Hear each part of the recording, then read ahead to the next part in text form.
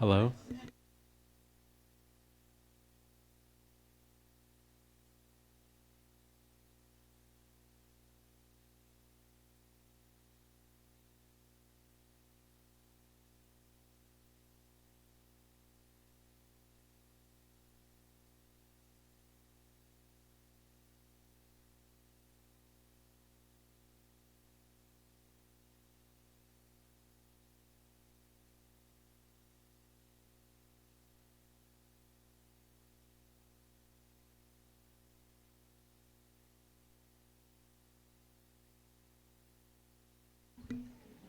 How's everyone today? Yeah? You guys are like, who are you?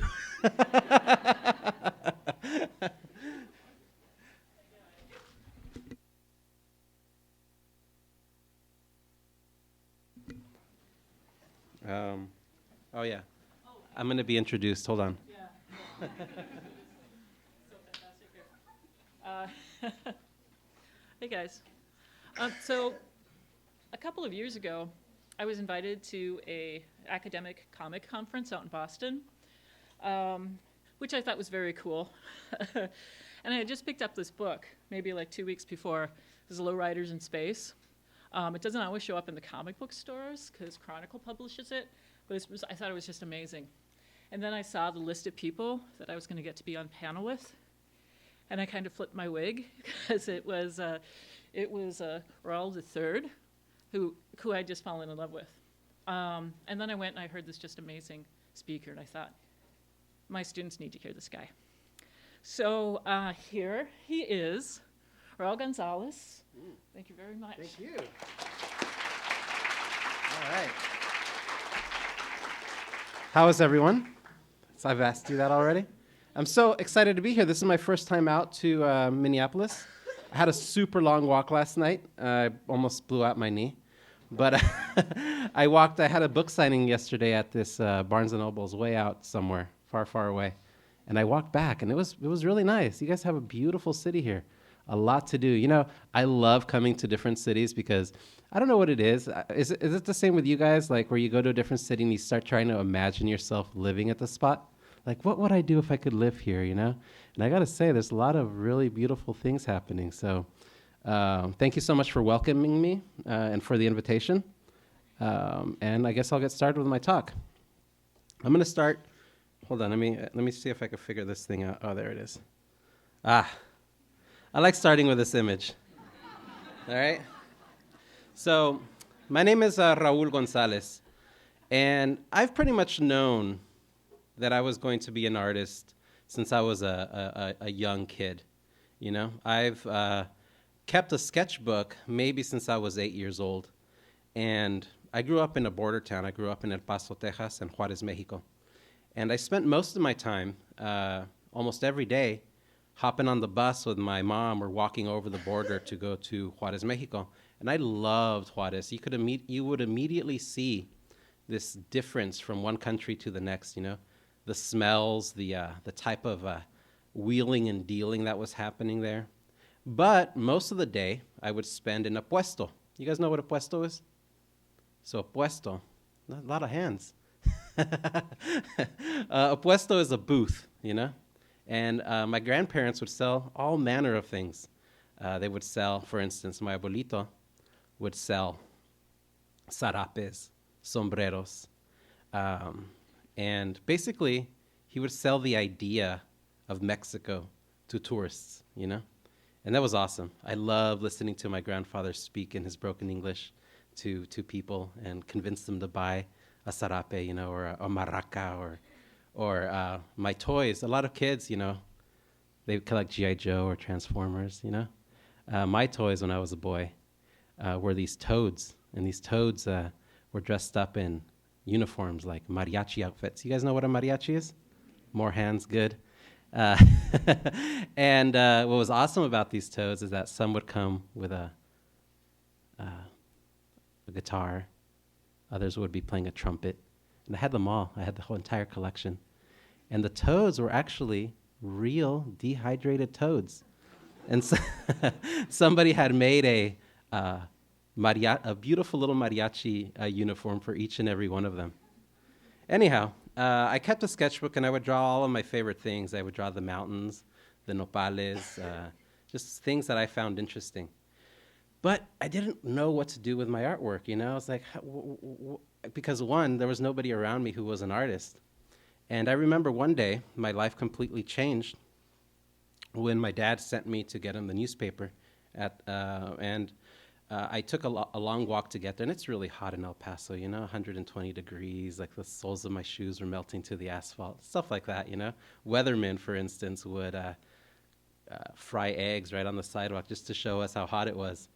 And when I walked in, my mind was immediately blown, and I saw this gigantic tower. And you could spin this tower around, and from the very top all the way to the bottom, the entire thing was loaded with comic books, you know? Comic books you guys probably still remember to this day, you know? Comic books like Ralph Snart, you know? You guys know that one? It's a good one, right, guys? Woo! Bucky O'Hare, remember that one? Ooh, that was a good one.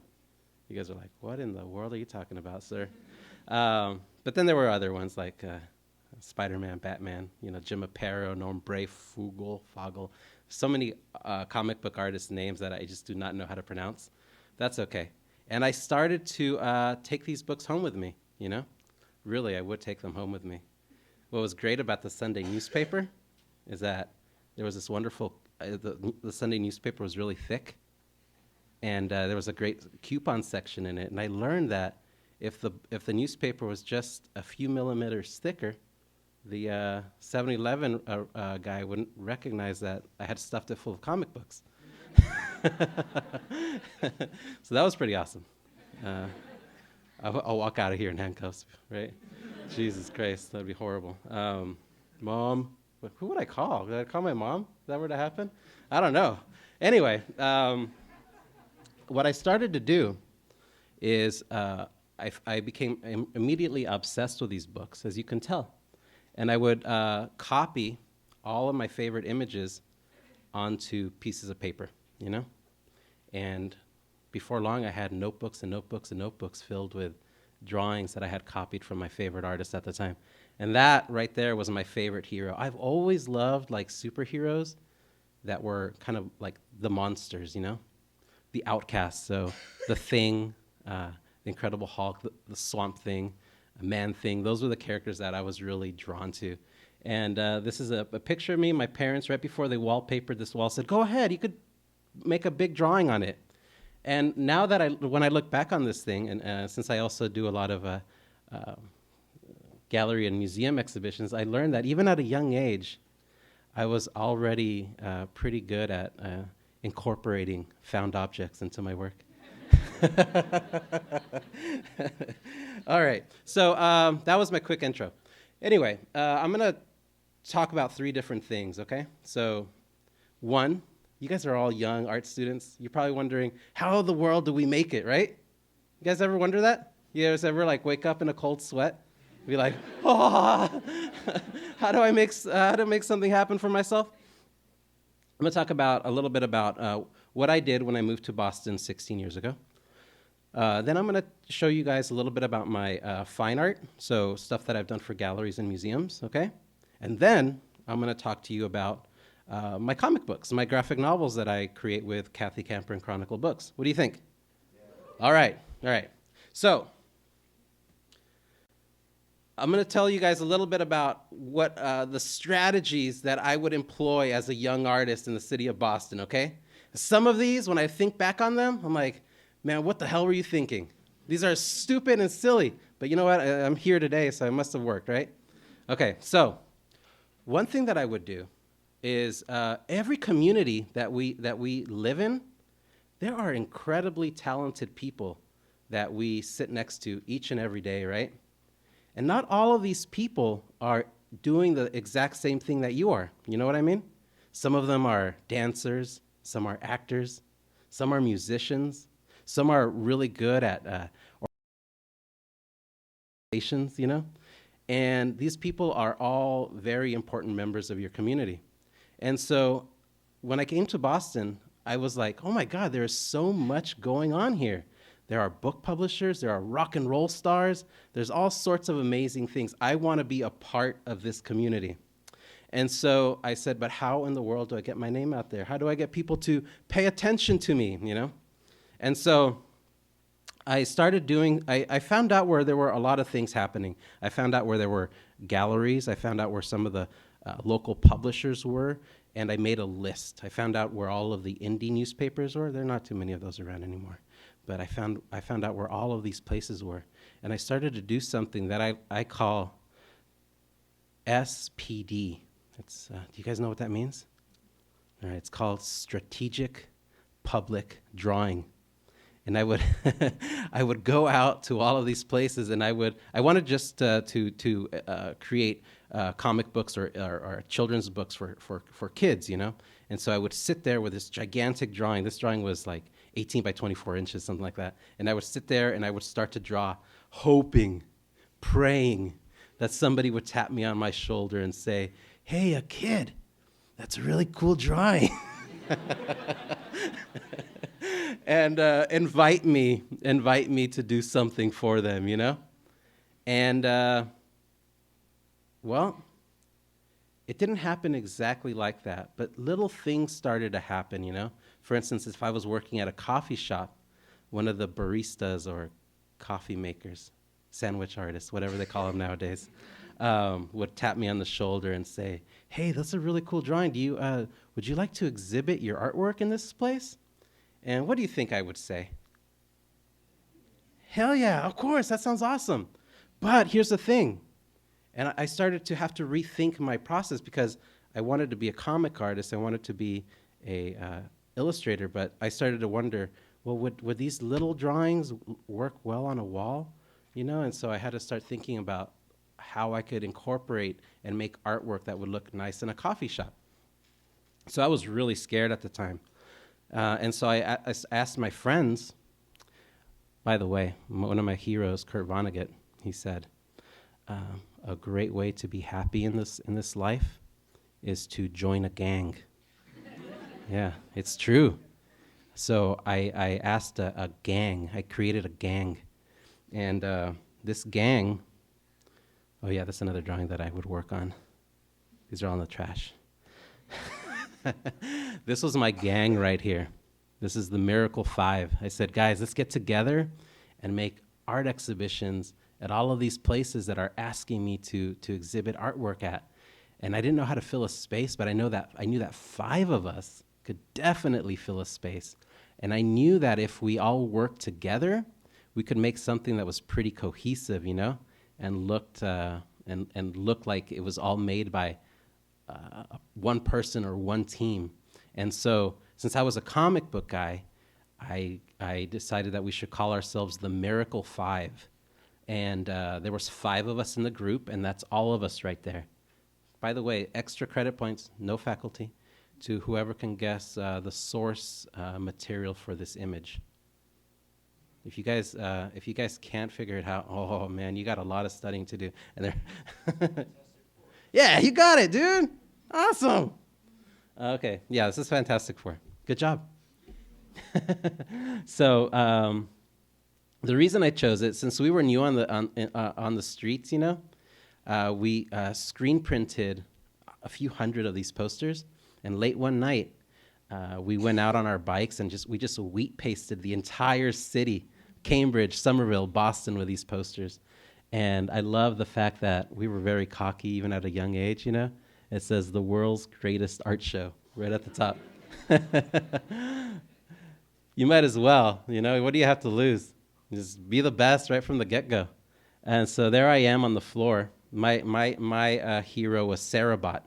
And Sarabot was this like robot who was who people only thought was good at mopping the floor and cleaning windows and serving people. So there I am, tied up on the floor. Sarabot, Ortega C, Princess Di, La Cobra Verde, and Ken Butte. So we started to exhibit all over the Boston area. And what was interesting, MySpace was really big back then. You guys probably never used that. But oh, cool. Awesome. So a lot of people were contacting us and asking us if we would play in their venues. I'm like, we're not musicians, we're artists. But that gave me an idea. I started to curate shows in loft spaces, make art shows, and then I would invite musicians to come play at them. And our openings usually had hundreds of people in them, which was pretty awesome. But these were some of the early, I had never painted in my life before, so these are early kind of sign paintings that I created for coffee shops. And I thought, what better thing to do for coffee shops than coffee paintings, These are some of the other posters that I created with Elaine Bay, who's my wife, and we would screen print these and paste them all over town. It's a good way to get noticed, guys. Just go out there, and I'm sure there's a lot of boarded up businesses, right? Wheat paste your images on it. It's awesome. Get it. You make the city look much more interesting and beautiful. And then a lot of musicians and dance troupes started asking me to design posters for them. So I started to do posters for Hoi Polloi, Eloise and the Savoie Fair, Sweat to Die, Mates of State via audio, My Brightest Diamond, and these are all screen printed posters as well. But these came around because, one, people thought that we were musicians and they wondered who was making those posters, so the more visibility you have, the more people will ask you to do things. The Brothers Unconnected. And then arts councils started asking me to create public works of art. So whether it was painting a switchbox, there's a young version of me, or painting a mural. So this was the first mural I ever created. It was 8 by 16 feet. I'd never painted that large before. But again, I would never say no to anything that was offered to me, even if I had never done it before. I would just say, I'll give it a shot, and learn along the way. By the way, I'm also a self-taught artist, so I think that was a big part of who I am anyhow, is just giving it a shot. Even this crappy studio set piece that they asked me to draw, some of the work that I created back then is very, very crappy. Miniature golf sets, advertisements for big events in the cities. And then one day, I had been working with the Miracle 5 for a while. And simultaneously, during this time, I had been creating zines like this.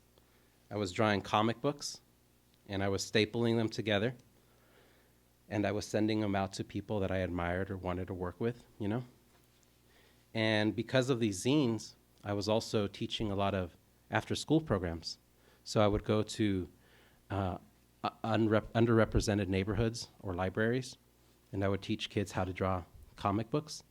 And I was also going to a lot of gallery exhibitions because I wanted to see how I could try to figure out a way to make it into the gallery scene, And I was starting to get a little, I guess you could say a little upset because, one, I would go to, I would teach young people of color how to create comic books and how to create characters.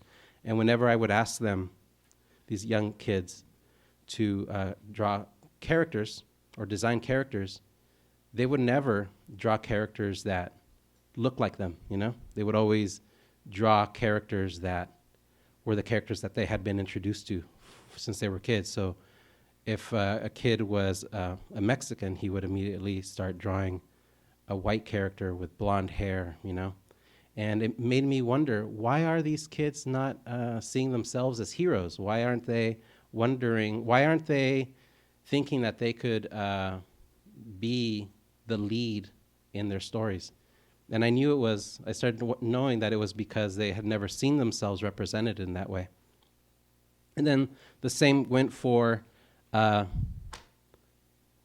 gallery exhibitions that I would go to, or the opening of a new American wing at a museum. There, too, I wouldn't see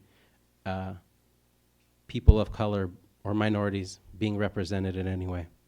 And then one day, this group of 18 artists in the Boston area got funded by the Mass Cultural Council to take this photograph called the Boston Superhero Project. And they were 18 artists, and they called themselves the representatives of the Boston arts community. And these artists all dressed up as superheroes, well-known superheroes. And all of those superheroes were white, and all of the artists were white. And I lost my top. I remember losing my top. And I was like, how dare they call themselves the representatives of the Boston art scene? And then I thought to myself, and why are they ripping off like characters that were created prior to the civil rights era? And I just got on a high horse, and I made this flyer.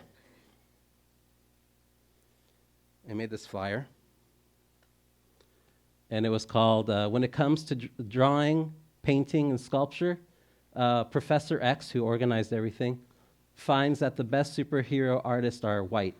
And I went and I completely covered every single gallery that represented at night. I went out and I taped these flyers all over every single gallery in the Boston area that represented these artists. And I also put it in every single faculty mailbox that I could find in all of the art schools in Boston. And then the next day, I woke up to very angry messages on my phone and horrible emails in my computer. But I realized right then and there that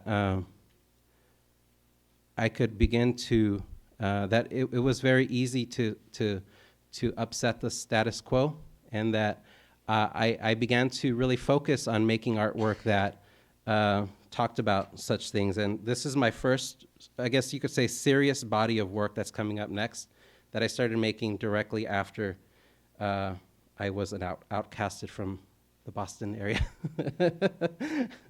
It all started with a series of drawings that I called the Pelt Series. I'm just going to quickly read my statement that I wrote. This is the first artist statement that I wrote.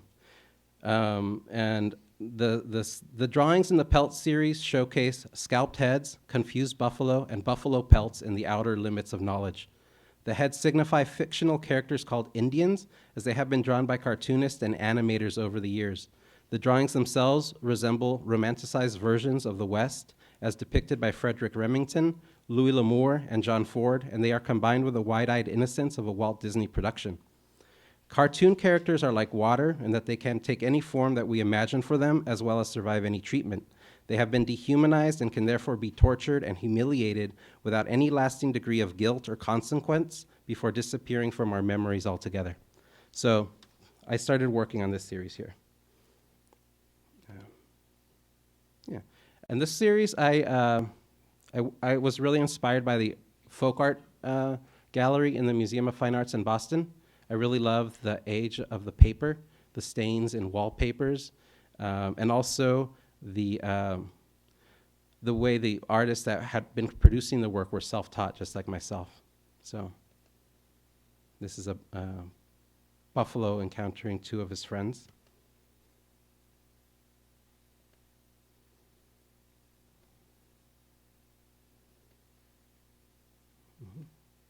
And this is a shot of the exhibition at Carroll & Sons Gallery. This is a big painting of an eye. This is a book right here that is bound by a professional bookbinder. And then this is a teepee, and inside the teepee there's a television set. And in the television set there is an old rickety cartoon that I animated. I wish I had video of it, but I don't. This is what the drawings look like on the wall. There's the teepee, and you could see the little animation there. It was called Where the Nickel-Plated Buffalo Roam.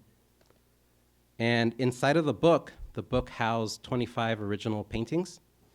And this is one of the paintings. This is called, I think it was called El Piso. A lot of my paintings are called El Piso for some reason. I don't know why. This one is called Dances with Wolves. Riddled with Bullets. And Face Full of Arrows, AKA Friendly Fire. Yeah. After that, I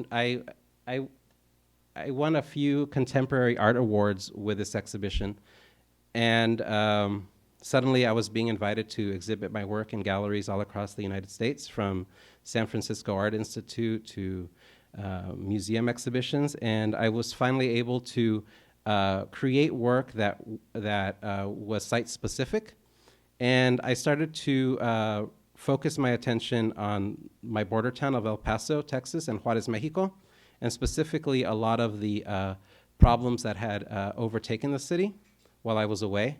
The Juarez, the town that I grew up in, had become the murder capital of the world.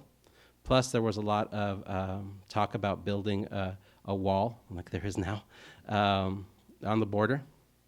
And so I created this exhibition, which was called Tranquilandia, which means tranquil land.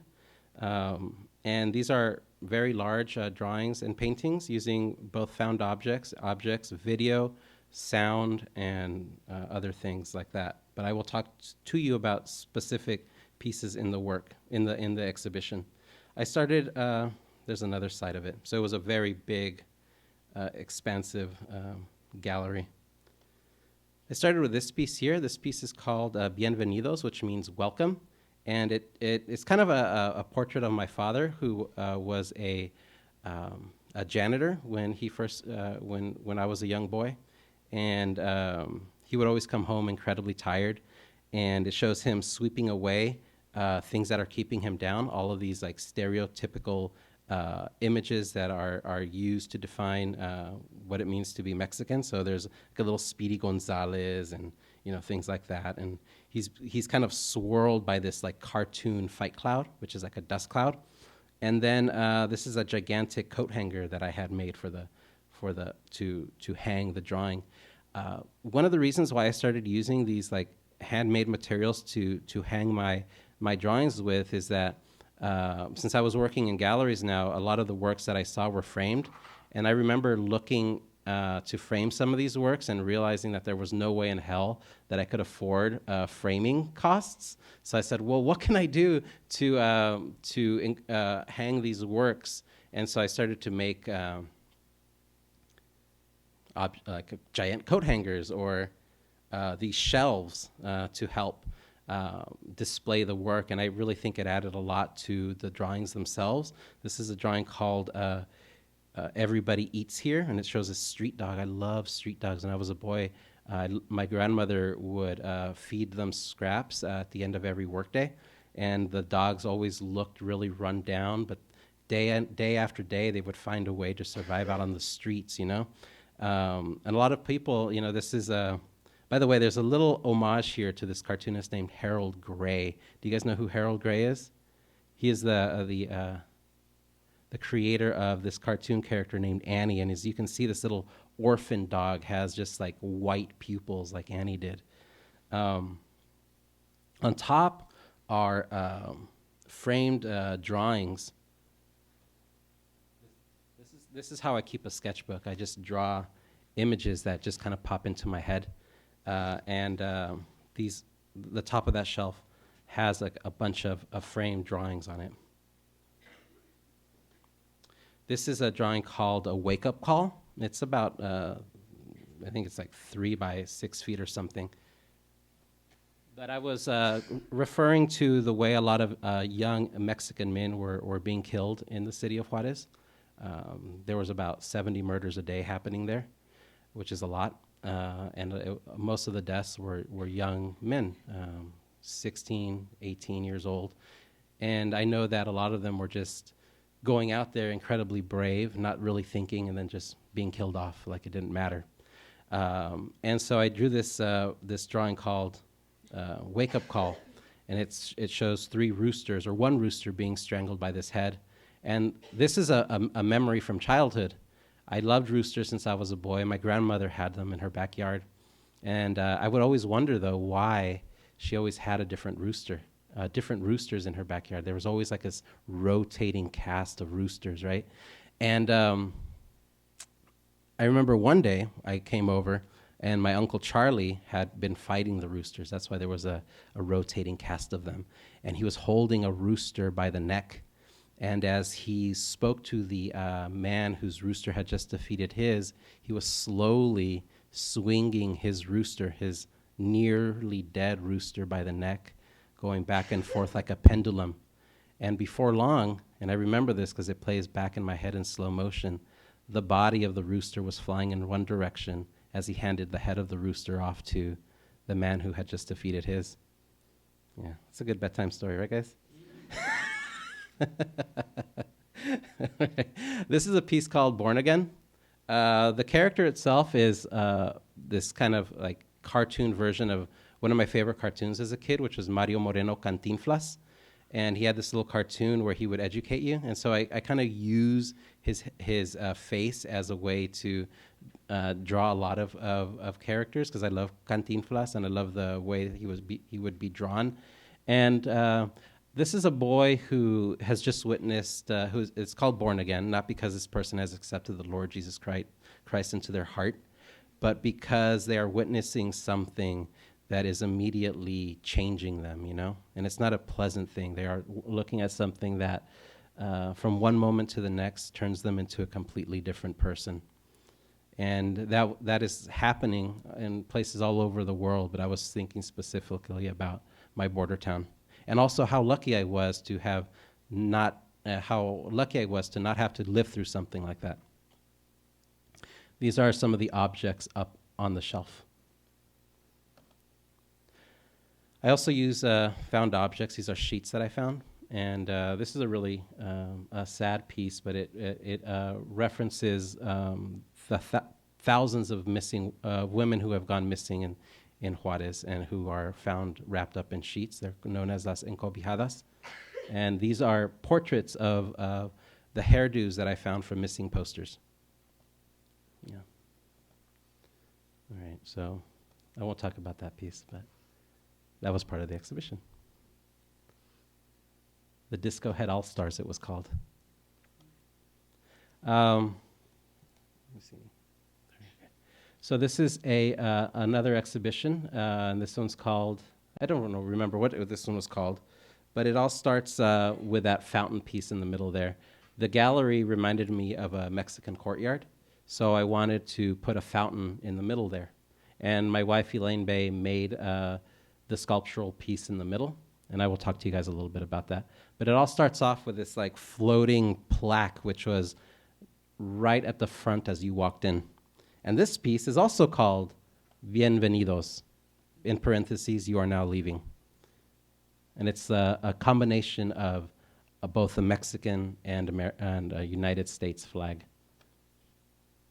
This is a painting that I got the idea of it from a painting by Jean-Michel Basquiat. The painting is the irony of a Negro policeman, and this one is irony of a Mexican Border Patrol agent. And again, I cast Mario Moreno Cantinflas as the Border Patrol agent because there was this one movie that I loved called Por Mis Pistolas, and it shows Mario Moreno having this really intense and quite funny argument with the Border Patrol agent about how silly it was that there was an imaginary line dividing the two countries. And what's really funny about the scene is that there's a donkey roaming around in the scene, and he's freely roaming without even worrying about it on both the Mexican side of the border and the American side of the border. And as and this is all happening in the background. And as he's doing it, you could see that he's urinating on both the Mexican side and the American side, just like, you know, peeing all over the place, marking his territory. So if you look at an issue of Juxtapose magazine from a few years back, I was had a spread in that magazine. One of the materials, artist materials that I used for this was Mexican piss. So yeah. This is a piece, whoa, this piece is actually almost that big. So that's pretty cool. This is called Mojados Unidos, which, you guys know what a mojado is? Anyone? You know, right? I see you nodding a lot, so I think you're understanding a lot of the inside humor I'm using. A mojado is basically a wetback.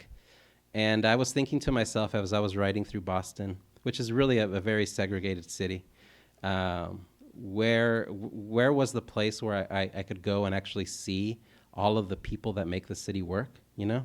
And I'm talking about like Latinos or African Americans or any other immigrant community.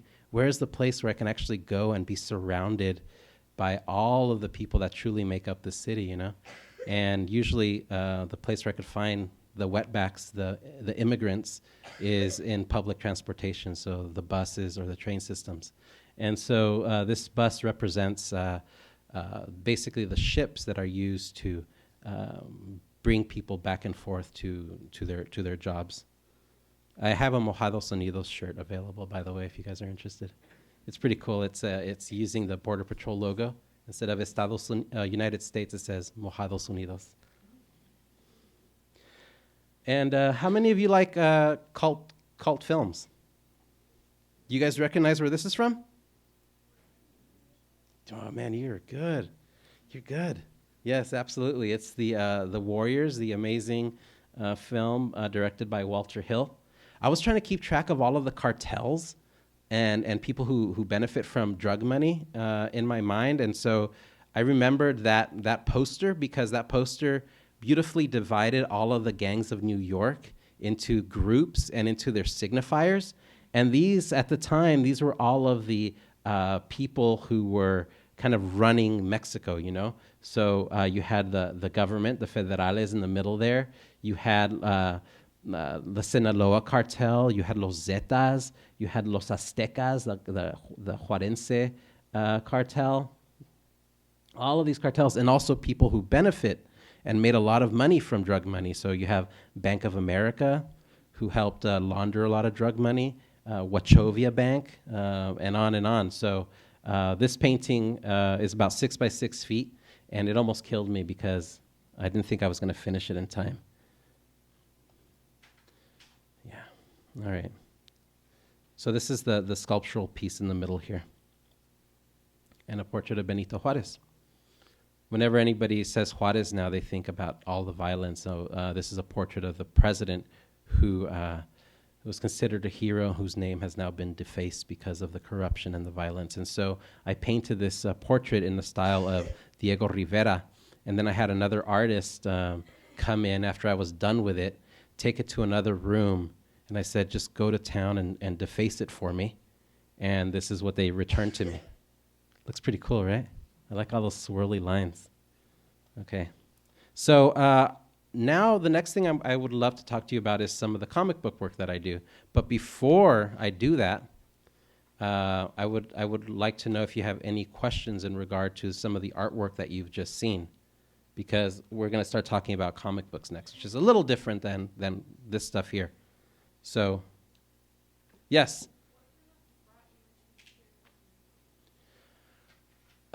It really depended on the specific project, right? So, for instance, if the piece was about the women who had gone missing in Juarez, the material that made the most sense for me to use were the materials that they were then later found in the desert. For this piece, for instance, this is like a cartel sign. So they would hang signs over bridges with very threatening messages. And so I use the same materials that the cartels would use to send these messages, minus the dead bodies. Yeah. Yes? What did your family think of the artwork you showed us involving your hometown? They really love it. Yeah, and a lot of my aunts and uncles, my tías y mis tíos, they also find it very... They find that it's really great that I am able to make artwork that resounds with so many people. And then I know that Mexican kids really love it as well, because you know that Benito piece there that I showed you? A lot of young kids from the city of Mexico contacted me and used it in one of their contemporary art magazines. And then during the Mexican elections, they used it as a poster to hang all over the city of Mexico. So that's one of the wonderful things about, I guess, how many people we can reach nowadays, you know?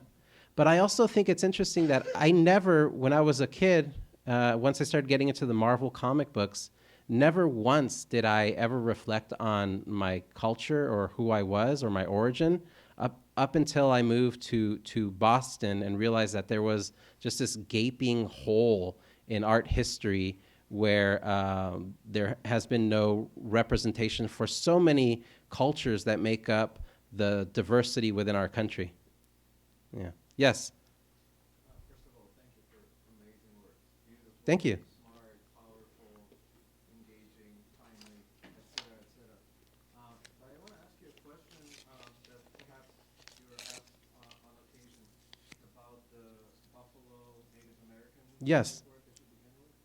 I'm curious what your perspective is on the issues that are so popular these days of cultural appropriation, the kind of permission or access to particular cultural issues that we may be interested in addressing, but maybe are afraid to address because of this quote-unquote cultural trespass.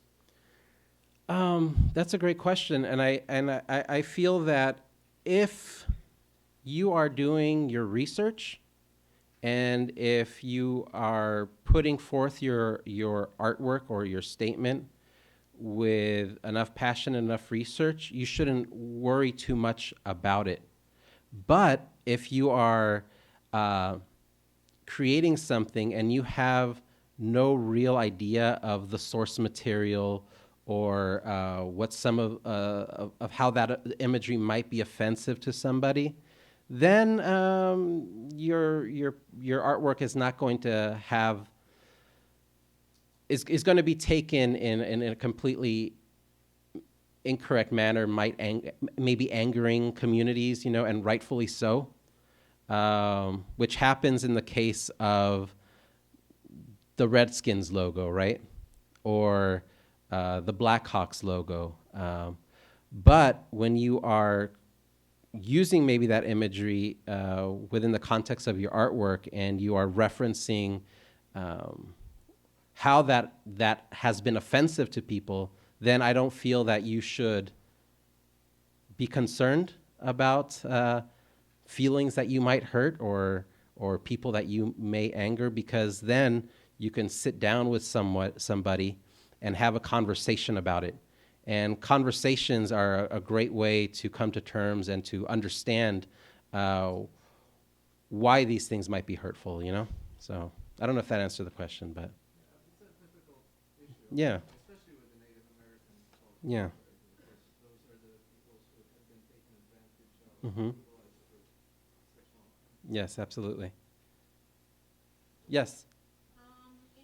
In your arsenal, what are some of the materials that you like to use for like painting? Like this almost looks watercolor. Is that? Yeah, so this one has like felt letters on it.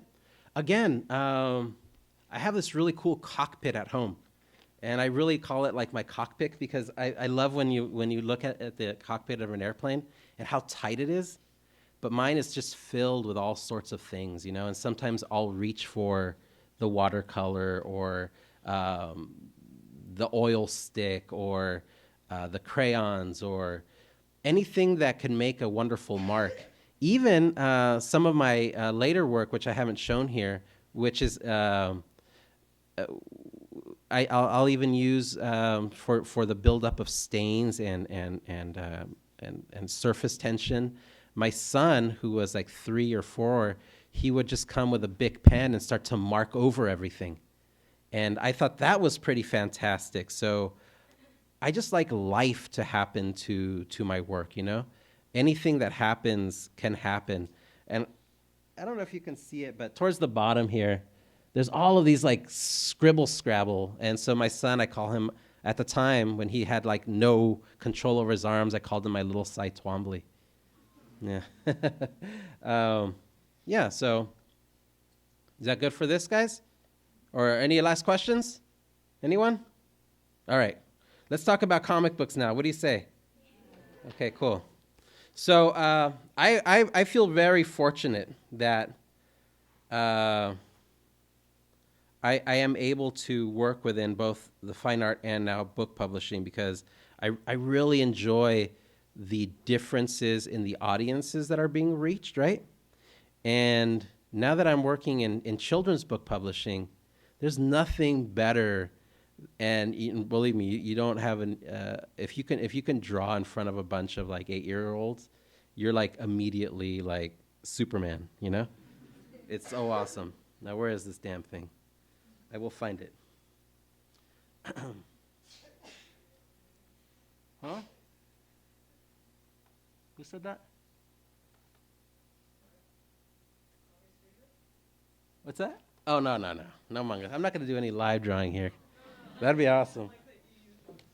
Yeah, I do. I use, although I have, I was talking to Barbara about this earlier. I have been using more when I do Cintiq work, and I usually do it when I draw all these beer labels for this brewing company out in Boston called Aeronaut, and I usually do all of that work just using a Cintiq.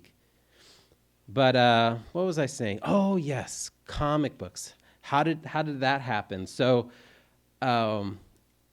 this is a cool story because my collaborator, Kathy Camper, she's a librarian out in Portland, Oregon.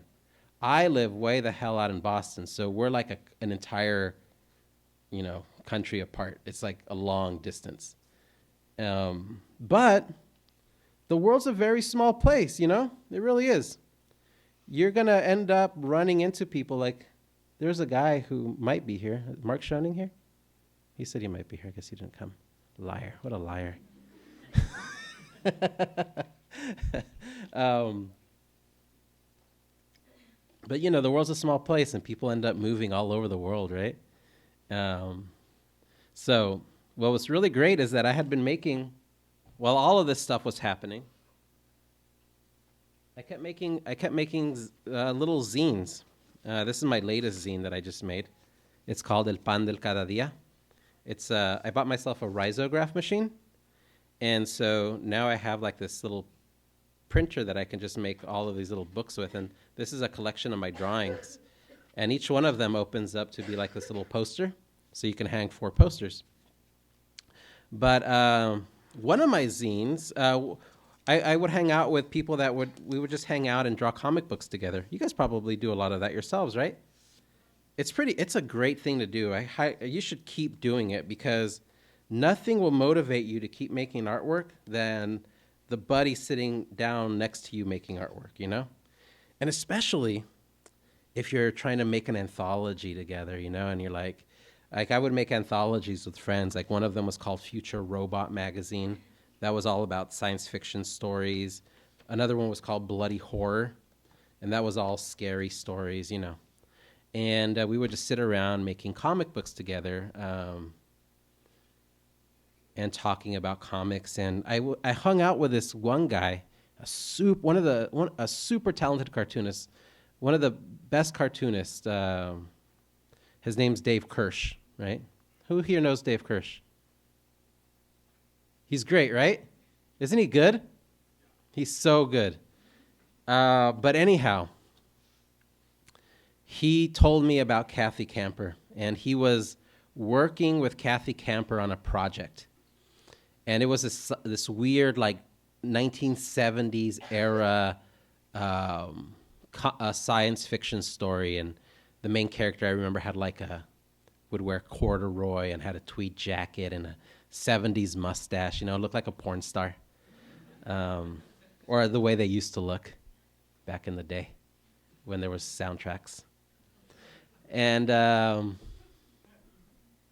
anyhow, he said to me, "Hey, Raul, I'm working on this project with Kathy Camper, and I just can't do it, man. I'm tired of it. I just don't want to do it anymore. Do you want to take over the project for me?" I was like, "But Dave, we don't even draw the same, man." It's like, how can I take over this project if like we're 2 completely different artists? He's like, "Please, just give it a shot." I'm like, "All right, I'll give it a shot." And so I got in touch with Kathy Camper, and she sent me the script, and I read it, and I was like, I can't draw this thing. This is like not my type of story. So I just said, "Hey, Kathy, listen, I think the script's really good." It was really good. But I just can't take this project on. It's not the type of thing that I'm interested in doing. And then she told me, "Well, Raul, I have this idea that I've been floating around in my head as I drive around in my library bus. So what's really cool about Kathy is that she's an outreach librarian, right? And so she has like a library bus, and she goes to all of these neighborhoods that don't have libraries, and she shares books with them. And so she told me herself, she saw, and I go to all of these Latino neighborhoods, and I'm just so upset that none of the books that I can recommend to these young kids represent them in any way whatsoever. There's like no books out there for them. And so I guess I'm glad I scrawled this down on hotel stationery before I came here. This is, and there's a piece of gum stuck in there. Cool. This is percentages, okay? Came out just a month ago. A survey done by the American Library Association and the Cooperative Children's Book Center. And these are the percentages of the types of books that are published, by children's books that are published. 73.3% feature only white characters, all right? 12.5% feature trucks and animals. 7.6% feature African American characters, and 2.4% feature, I don't know why they're doing this now. I don't know when this came to be, Latin X characters. I guess that's who I would be, a Latin X. I have to keep up with all this new terminology, geez. But that just shows you how little diversity there is in not just the fine arts field, but also the publishing world. And so Kathy was like, and you know what? I've noticed, Raul, that there are these books that the kids constantly are signing up for. And these books they're not picture books, they're not chapter books, but they're books with photographs of lowriders. And my list is long, and these kids love them. And so as I was driving around one day, for some reason, the title Lowriders in Space flew into my head. And then I started to think about the characters. One of the characters is going to be a mechanic, and her name is Lupe Impala. And then there's going to be this little mosquito who buzzes around, and he paints and details all of the cars using only his mosquito beak. And then I have this idea of having this octopus, little octopus, and I think that he should be really good at buffing and cleaning the cars, So I was like, oh, that sounds cool. And as she was describing this to me, I was doodling this little thing right here. I always have my notebook and my Bic pens. And so I was doodling this, little knowing that if you get the hardcover edition of Lowriders in Space, you should have your library get it for you, okay? Demand it. 30 copies at least. Oh, God. You'll notice that underneath the dust jacket, this is the secret art under the dust jacket. The drawing that I was making while I was talking on the telephone with Kathy. And I said, Kathy, you know what? I am the person who is going to co-create this project with you, all right? And I know exactly how this book should look, by the way. And so within about an hour, I was sending Kathy character designs and just ideas for how I wanted this book to look. Where's my prop? Carrot Top here. You guys remember Carrot Top? Anyway, you got really strong. You're really buff, right? Yeah. How do you do that? So this is the second book, not the first book. But an idea that I had, you see, when I was a boy and I was in high school, I loved two art magazines, right? I loved Juxtapose magazine, And I loved Lowrider magazine. And I loved the fan art in Lowrider magazine. And I also loved prison art, right? And if you look at Lowrider fan art and prison art, what are the materials that are being used most of the time? Crickets. Huh? No. Who said that? Ballpoint pen, right? And when I was a boy growing up, I had no idea what archival this or that was, right? My parents had no idea what archival materials were. Hell, most of the world, until you enter like an art school, could give two shits about archival materials, right? And so I wanted to illustrate the entire book using only red, blue, and black Bic pen. Here's one of the other reasons why I wanted to do that, okay?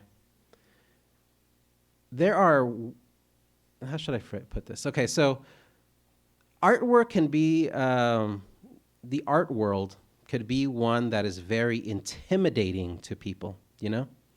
If you walk into a museum or an art gallery, one, when you walk into a gallery, none of those snobs will even talk to you, right?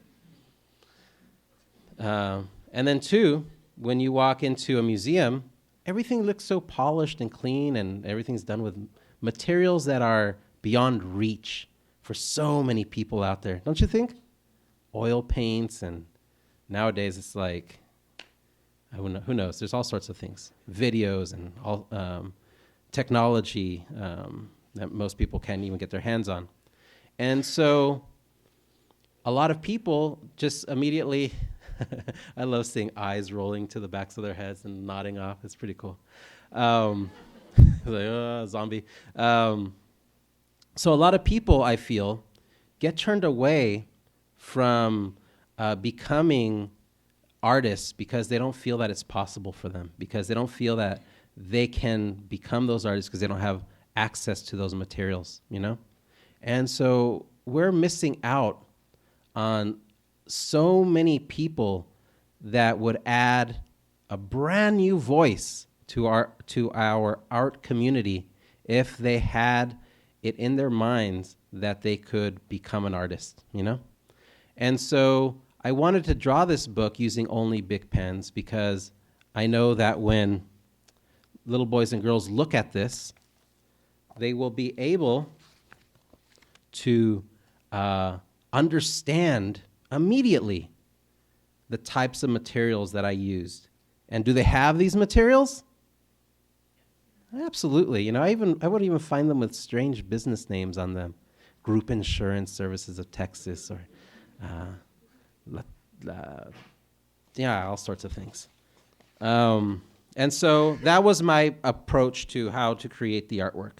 And these are some of the concept pages that we presented to the publishers when we it's called a package. You basically have a script and you have maybe 5 pages of what you intend for the final artwork to look like. This was one of them. At the time, I thought that I was going to draw all of this on newsprint. So these are drawn on newsprint. But I realized that drawing on newsprint is a pain in the ass because you can't erase anything. The paper just tears, you know? It sucks. But these are the early concept drawings. There's Lupe. Oh, let me tell you. There's Lupe and Pala. So you see, I wanted it to look like a little kid's notebook, you know, when you would just like very obsessively write down the name of your crush. Like, Stephanie. Heart, heart, heart. And then later it was just all scribbled over because you were so upset that they didn't return their love to you. But yeah, these are the early concept drawings for the book.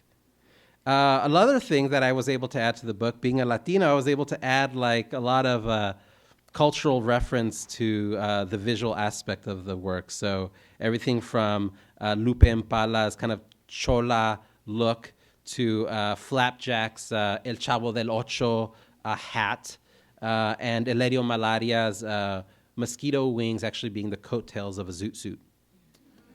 Do I do research for how to draw things to look Latino? No, I don't have to. I don't have to do that. Jeez, man, I grew up in it, you know? I grew up with flies buzzing around my head. Anyhow, these are the concept drawings. And we were very fortunate, you know, we were very fortunate. We had 5 publishers, children's publishers, who tried to outbid themselves for the project. And we went with Chronicle Books because of the editor, the director of children's publishing there. Her name's Jeannie Sao. And Jeannie is one of my heroes. And she wrote us the best letter. She is Korean American. And she says that she became a director of children's publishing because when she was a little girl, she had always wanted to see another Korean American just like herself in children's books. It never happened. And so as a director, she says that she wants to make books that represent all walks of American life. And how could you not want to work with a person like that, right? It's cool.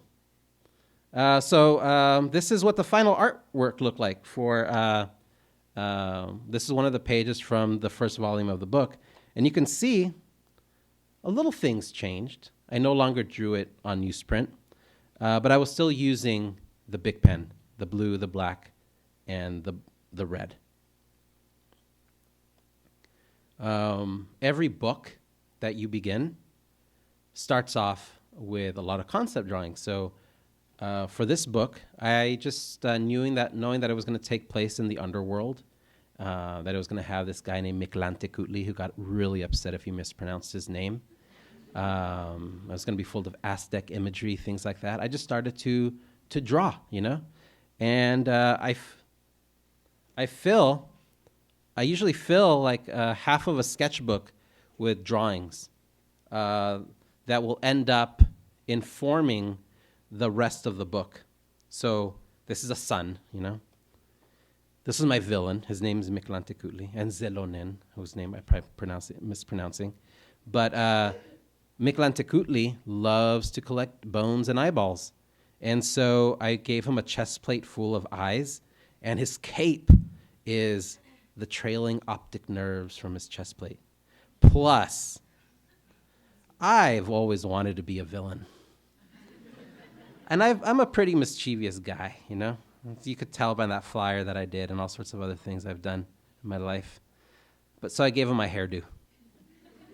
So which pretty much means that he never combs his hair. This is my Chupacabra. So I like to do little model sheets, you know? This is my Chupacabra. And when people ask me, how do you create your characters? Like, what do you think? And this is something that I tell kids all the time. The best way to create characters is, one, make them look like yourself, you know? So make your characters look like yourself. Or if not yourself, make them look like your surrounding, your supporting cast. Because each of us comes with our very own supporting cast, right? Who would that be? God damn it, who would that be? Huh? What? Friends and family, yeah, friends and family. You got it. Yeah, exactly.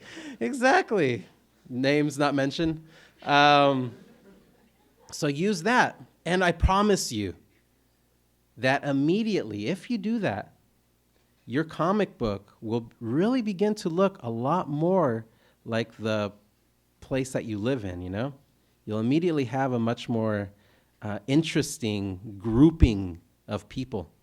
And so that's what I do when I create characters, as was the case with this guy here.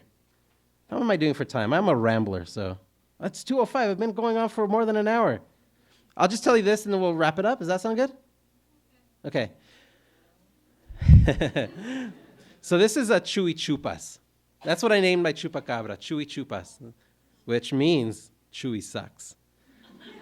That's one of the cool things about most of your editors not being Mexican. You could kind of get away with the little things here and there, you know? But I used to work at a telemarketing firm when I was a teenager. It was called West Telemarketing. We would sell little old ladies AT&T long service. I could switch them over like that, believe me. I sounded like Trump there, believe me. So I used to work with this cool guy named Fabian. I love Fabian. I thought he was one of the coolest guys in the world. He was like 4 foot tall. And he had long, flowing black hair, you know? And at the end of every shift, we had to wear a tie and a shirt. I don't know why. We were behind a desk talking to people we'd never meet. We had to wear a tie and a shirt. He would rip off his shirt. And he had this gigantic belt buckle, you know? And he would rip off his shirt and just let his hair fly, and it would just like flow like in slow motion, you know? It was almost like those scenes in a manga where everything just slows down and like there are sparkles all over the place, yeah? Anyway, he would put on this black leather vest with no shirt. And I was like, man, Fabian, you are amazing. I want to be just like you. Except we were the same age when I am much cooler. And so when I got the chance to design a Chupacabra, I decided to, Fabian, if you're out there somewhere, I don't remember your last name. I couldn't Facebook you. I have no idea how to find you. But I just want you to know that this guy is pretty much based on you. And I made him a Texas rockero, you know, a rock and roll guy, just like you were. So I gave him an Ozzy Osbourne-style hat. I gave him a mole on the side of his face like Lemmy from Motorhead. I gave him Ozzy Osbourne-style sunglasses. And instead of long flowing locks, I decided just to give him a curly mullet. But that's basically how I go about designing characters, you know? Yeah. This was the first drawing I did of the villain. And when I did that, I was like, yeah, I think this is going to be a cool villain. Anyhow, just going to quickly flip through this since I'm running out of time. This is how I start most of the books. I just lay them all out in very small, I think like this big sketchbooks. So that's a rough. Then I have to pencil every page. You know? Those are pencils. No, I hate drawing cars. And then I ink them in. So using my Bic pen, my blue, my black. And this one, I got crazy with this book here. Super crazy. I decided to use a green Bic as well. So if you read the first one, then you read the second one, you'll go, damn, he used a green Bic. La Llorona is in this one. She's the weeping woman. Here she is crying and filling up the car with her tears, and everybody's like, oh no, we're drowning.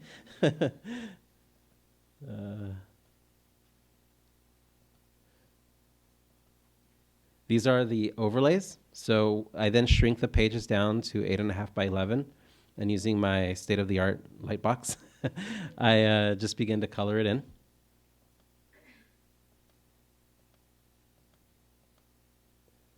So those look kind of cool.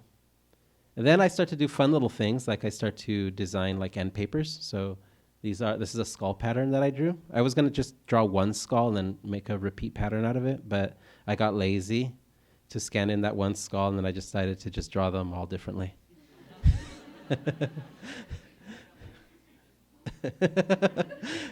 This is what the design looks like, and I'm really lucky to work with this amazing art director. His name's Neil Egan. He's also a third, so Neil Egan the third, and he does all of this stuff. He asks me for little things like, draw yourself and Kathy. And so those are little avatars I drew. There's the book, and we got a really cool blurb by Juno Diaz on the top of this one, so that was awesome. And that's what the concept drawing looked like for the cover. And that was cool. These concept drawings, by the way, this took me all of like 5 or 10 minutes. It was just like a big, ugly, wet brush, and that was it. So, guys, I have to go to the airport soon, so I just want to say it's been a pleasure to be here. And if you have any questions, please ask me before I go off on my own.